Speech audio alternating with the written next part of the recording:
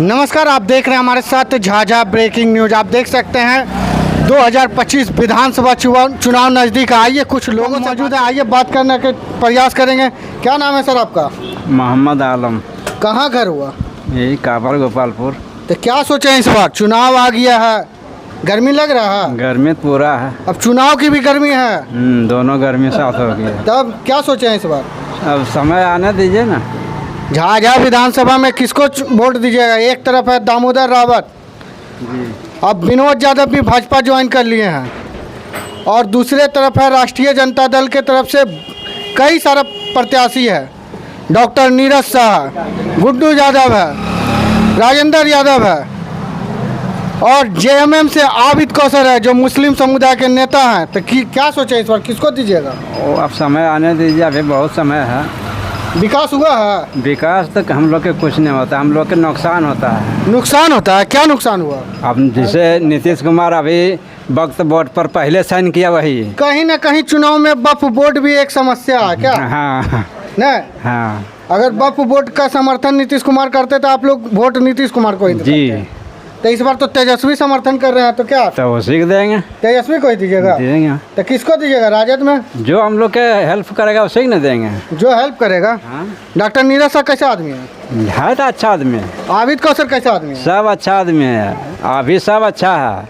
जब चुनाव के बाद खराब हो जाता है। चुनाव के बाद पोस्ट पर जाने के बाद खराब होता है। सबसे बुजुर्ग हम लोग से, क्या नाम है चाचा आपका? क्या नाम है? जफर। क्या सोचे हैं? कुछ विकास नहीं मिल रहा है। विकास नहीं मिल रहा? 400 आता है आप लोगों का पेंशन मिलता है? हाँ, पेंशन। तो 400 में गुजारा हो जाता है? कुछ नहीं होता है। तो इस बार क्या सोचे हैं? राजद को दीजिएगा कि बीजेपी को दीजिएगा? जे 1500 कह रहे वो जो देगा उसी को देंगे। 1500 तो तेजस्वी यादव का है, तो हाँ, उसी को दीजिएगा? हाँ जी। एकदम सोच लिए हैं? समझ लिए हैं। वो 400 में दम नहीं है, 1500 से कम नहीं। हाँ। आइए बात करेंगे कुछ और लोगों से। देखिएगा यहाँ दर्जी मास्टर है, इनसे भी बात करने। क्या नाम है सर आपका? मोहम्मद साबिर अंसारी। क्या सोचे हैं आप? सोचे समय आने के बाद बताएंगे। अरे कमाते हैं अपना तब ना घर चलाते हैं। जी, जी। तो डरते किससे हैं? किसी से नहीं। तो कैमरा में खुल के बताइए किसको दीजिएगा इस बार विधानसभा में? उस समय आएगा तो बताएंगे। आबिद कौसर आ रहे हैं, सुनते हैं इस बार फिर उस चुनाव समय- लड़ रहे हैं। उस समय- डॉक्टर नीरज शाह आ रहे हैं, गुड्डू यादव है, राजेंद्र यादव है, जी जयप्रकाश यादव चुनाव लड़ेगा। बहुत सारे प्रत्याशी है झाझा में। जी जी, समय आने पर। एक तरफ है दामोदर रावत। जी जी। दामोदर रावत का कहना है हमने 25 साल में इतना विकास किया है कि हर क्षेत्र में हाई स्कूल देने का काम किए हैं, बच्चे को शिक्षा देने का काम किया है। तो क्या शिक्षा मिल रहा है बच्चा को? हाँ, शिक्षा तो हो रहा है। शिक्षा हो रहा है जी। तो इस बार किसको दीजिएगा? समय आने बाद बोले बताएंगे। ओ, समय अभी नहीं आया? नहीं, गर्मी लग रहा है? गर्मी तो है। तो चुनाव का भी तो गर्मी चढ़ गया। गर्मी तो चढ़वे करेगा, समय आने बाद सब। डरते हैं क्या हो? ना, डरने से क्या फायदा तो है? खुल के बताइए किसको दीजिएगा? तो बोले तो समय आने के बाद बताएंगे। ठीक है, एगो चीज़ बताइए चुपचाप से, बीजेपी को दीजिएगा कि कांग्रेस को दीजिएगा? ना, ये बात नहीं बोलना चाहिए। नहीं बोलिएगा। आइए मुफ्ती साहब, कैसे हैं सर? बस आपकी शुक्रिया है। सबसे पहले मैं आपके मीडिया के माध्यम से मैं ये कहना चाहूँगा कि भाई गर्मी भी तेज़ है, धीरे धीरे चुनावी सरगर्मियाँ भी तेज़ होती जा रही है, और मुसलमानों को भी टेंशन बढ़ती जा रही है। क्या चीज़ का टेंशन है सर? चुनाव आ टेंशन- गया, अभी तो ही बात रख सकते हैं आप अभी अपना। तो दो ही मुद्दा है, चुनाव और वक्फ को लेकर। हम लोगों के प्रयास से ये मामला सुप्रीम कोर्ट में पहुँचा है। ऊपर वाला चाहेगा, अल्लाह चाहेगा तो इंशाअल्लाह अगला महीना में इसकी फ़ैसला भी होनी है। अब जो फ़ैसला हो, अगर हम मुसलमानों के ख़िलाफ़ फ़ैसला होगा तो मुसलमानों का एक सेकुलर हिंदुस्तान है, सेकुलर हर एक को आज़ादी है, और संविधान के अनुसार हम लोगों को भी एहतजाज करने कहा कि हम लोग अपने सेकुलर के माध्यम से और संविधान को सामने रखते हुए हम लोग भी अपने धरना करेंगे, एहतजाज करेंगे और अपना हक मांगेंगे।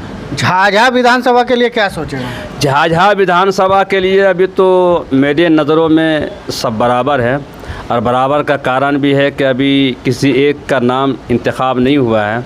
जब तक नाम इंतखाब नहीं हो जाता है तो किसी एक को अच्छा या किसी एक को बुरा कहना ये मेरे लिए अपनी पर्सनली तौर पर तो नहीं कह सकता हूँ, क्योंकि मैं एक ज़िम्मेदारी की हैसियत से मैं किसी एक की तारीफ़ या किसी एक की बुराई नहीं कर सकता हूँ।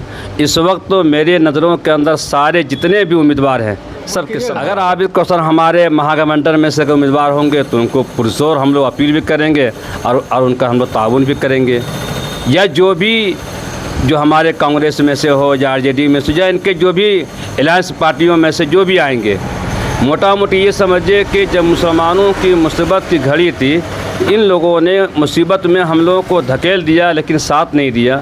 जो साथ देने के लिए खड़ा है तो हम लोग भी उनके साथ खड़ा होने के लिए तैयार हैं। अब पार्टी किसे टिकट देकर यहाँ भेजती है तो ही उनके बाद ही हम लोग फैसला कर सकते हैं ना। स्थानीय विधायक दामोदर रावत भी तो बहुत सारे काम किए हैं, तो क्या वक्फ बोर्ड को लेकर के आप लोग दामोदर रावत को वोट नहीं कीजिएगा? नहीं, दामोदर रावत अपनी जगह पे फिट है और सटीक है।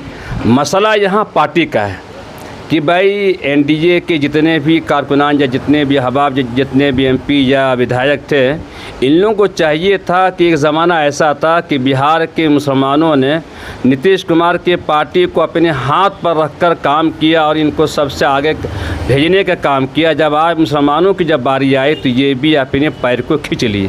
तो अब हम लोग किस पर उम्मीद लगाए रखें या किस पर हम लोग अब भरोसा करें? भरोसा तो वही है कि दो चार नेता है, अगर इन पर हम लोग भरोसा करते हैं, अगर आगे जाके ये भी ऐसा करेंगे तो इनके साथ भी ऐसा होगा। हमारे तमाम उलमा कहना है कि जो साथ दे